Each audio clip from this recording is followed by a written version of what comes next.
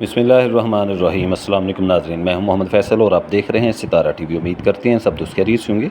नाज़रीन, आज डेट है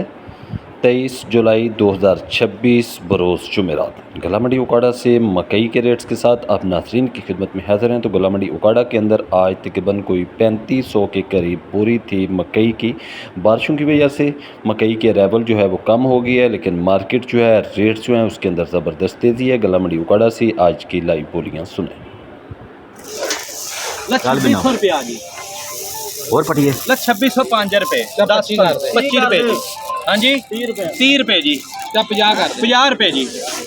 55 60 एक दो 65 रुपये 3 बोलियाँ जी 75 रुपये जी 75 80 रुपये साद नामू का 2700 कर दो। लो 2700 रुपया जी आप नहीं पढ़िया 2700 रुपया लो 5 रुपये जी 10 15 20 रुपये 25 30 रुपये 35 40 रुपये 45 50 रुपये 55 60 और 5 65 रुपये 70 खिंचो खिंचो आधा बंदा खिंच लो 75 80 रुपये जी 4 रुपया 2800 का यार लो 2800 रुपये लो 5 रुपये जी 5 चल फिर 5 10 रुपये एक दो 5 लो 15 रुपये जी तू तो निकल चल 15 रुपये हां से 2815 20 रुपये जी 25 मेरी मेहनत चल रही है 25 ये ढेड़ी ले रही है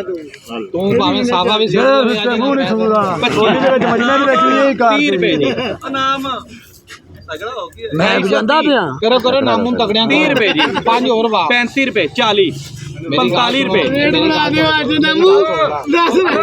मेरी गाल सुन लो 40 रुपये जी मेरे ने ना 40 इधर चल 45 45 आखिरी 5 पा के ले 50 रुपये जी 55 ਪਤਾ ਲੱਗ ਗਿਆ ਮੀਆਂ ਵੀ ਕਿਰਾਏ ਤੇ ਆ कोई गल नहीं किराया दे तो केड़ी गल है नहीं ਨਹੀਂ ਐਵੇਂ ਨਹੀਂ ਏਦਾਂ ਕਰੇ ਕੁਣੀ ਬੱਚੀ नहीं कोई गल नहीं बर्गर खवा देंगा मम्मी वो किराए वाले पैसे सिर्फ ਤੁਹਾਡੇ ਕੋਲ ਹੀ ਨੇ ਕੱਲ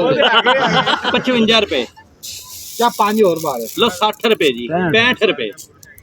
मेरी गाल सुनो 2865 मेरी गाल सुनो 5 में जरूर पावांगे अच्छी से मेल का मोल है ये देखो